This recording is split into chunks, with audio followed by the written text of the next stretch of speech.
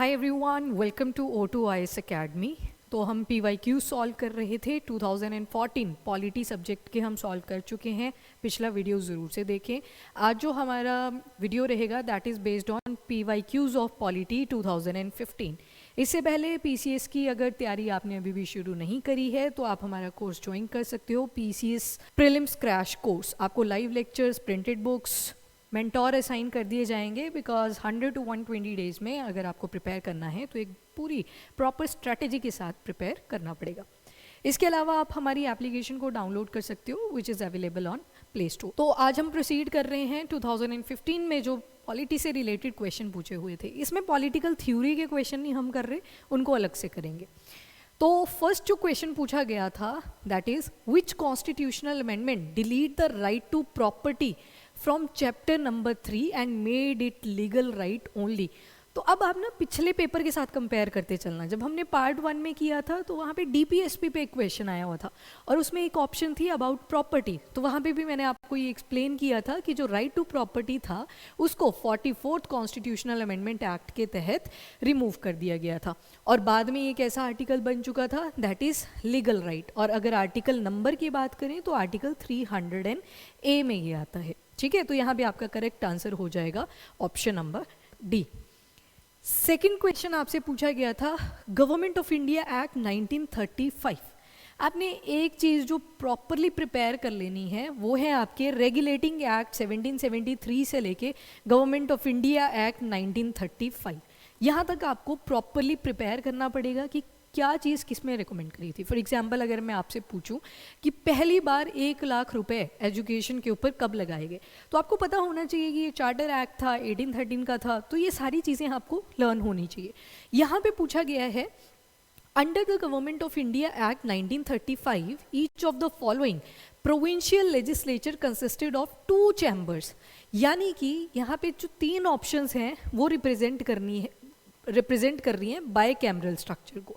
By cameral का यहाँ पे मतलब है लेजिस्लेटिव असेंबली और लेजिस्लेटिव काउंसिल की बात करी जा रही है। पर एक स्टेट ऐसी थी जिसमें यूनिकैमरल स्ट्रक्चर था। तो यहाँ पे जो करेक्ट आंसर हो जाएगा आपका दैट इज़ पंजाब। पंजाब में यूनिकैमरल स्ट्रक्चर था, सिर्फ लेजिस्लेटिव असेंबली वहाँ पे आपको मिलेगी। तो इम्पॉर्टेंट क्वेश्चन है, again I am telling you, ये गवर्नमेंट ऑफ इंडिया एक्ट्स जितने भी थे, regulating act, Pitt's India act जितने भी आए थे उन सभी को आपने प्रिपेयर कर लेना है। Now very easy question I would say, fundamental duties के ऊपर क्वेश्चन पूछा था। हमने कॉन्स्टिट्यूशन के बहुत सारे फीचर्स, अप्रॉक्सीमेट सारी ही चीज़ें हमने किसी न किसी कंट्री से बोरो कर रखी हैं और बहुत सारी कमेटीज़ भी बनी बाद में जब हमने कुछ अपडेशंस करे, अमेंडमेंट्स करे। तो जैसे फंडामेंटल ड्यूटीज़ को हमने कॉन्स्टिट्यूशन में ऐड किया गया था। कौन सा पार्ट आता है ये? तो पार्ट 4A, ठीक है, DPSP के जस्ट बाद में। और आर्टिकल कौन सा है? तो 51A। तो आपको सब प्रिपेयर कर लेना है फंडामेंटल ड्यूटी से रिलेटेड। बहुत छोटा सा टॉपिक है, 10 मिनट से ज़्यादा इसको प्रिपेयर करने में नहीं लगते हैं। तो यहाँ पे पूछा गया है आपसे सवाल में कि किसकी रिकमेंडेशन पे ये फंडामेंटल ड्यूटीज़ कॉन्स्टिट्यूशन में ऐड करी गई थी। तो Swaran Singh committee, very important point, आपका आंसर डी इज़ करेक्ट। इसके बाद Supreme Court of India tenders advice to the president on a matter of law और फैक्ट। अब देखो, जो सुप्रीम कोर्ट है एक तरफ प्रेसिडेंट रख लेते हैं। प्रेसिडेंट की अपनी चॉइस होती है कि वो सुप्रीम कोर्ट से कोई एडवाइस लेना चाहते हैं एंड सुप्रीम कोर्ट की भी अपनी चॉइस होती है कि वो प्रेसिडेंट से कोई एडवाइस लेना चाहते हैं। प्रेसिडेंट की अपनी चॉइस होती है कि वो एडवाइस देना चाहते हैं, वैसे ही सुप्रीम कोर्ट की अपनी एडवाइस होती है कि वो एडवाइस देना चाहते हैं प्रेसिडेंट को या नहीं। एंड ये जो आपकी यहाँ पे स्टेटमेंट लिखी हुई है इसके पर्सपेक्टिव में आपको बताना है कि इनमें से कौन सा जो ऑप्शन है वो करेक्ट है। तो फर्स्ट ऑप्शन है ऑन इट्स ओन इनिशिएटिव। तो यहाँ पे कंपल्शन तो है नहीं, आपका ऑप्शन ए गलत हो जाएगा। Only if he seeks such advice, तो यहाँ पे भी यहाँ देखो, अब यहाँ पे लिखा only if he seeks such advice, तो यहाँ पे कंपल्शन डाल रहे हैं, तो कंपल्शन तो है नहीं। तो ये हम अभी रख लेते हैं ऑप्शन बी को।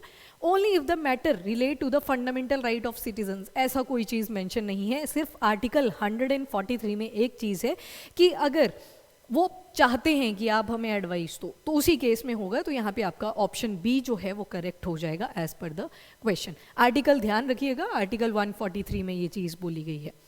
And the member of the constituent assembly which drafted the constitution of India were, तो कौन थे लेजिस्लेटिव असेंबली के इलेक्टेड मेंबर्स थे, जो भी हमारे वेरियस प्रोविंशियल लेजिस्लेचर बने हुए थे उस टाइम पे।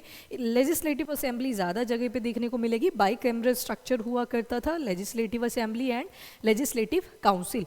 तो लेजिस्लेटिव काउंसिल आज भी आपको पता है सारी स्टेट्स में नहीं है, तो लेजिस्लेटिव असेंबली आप यहाँ पे इसका आइडिया लगा सकते थे। बाकी डी ऑप्शन तो सीधा एलिमिनेट हो जाना था, एंड ब्रिटिश पार्लियामेंट का कोई रोल नहीं बचा हुआ था। तो यहाँ पे आपका ऑप्शन सी इज़ करेक्ट कि सिर्फ किसने इलेक्ट करा, legislative assembly of various provinces. And again अगर आप क्रैश कोर्स ज्वाइन करना चाहते हो तो आप हमारी एप्लीकेशन को डाउनलोड कर सकते हो, ऑनलाइन ऑफलाइन बैचेस दोनों अवेलेबल हैं। So thank you everyone.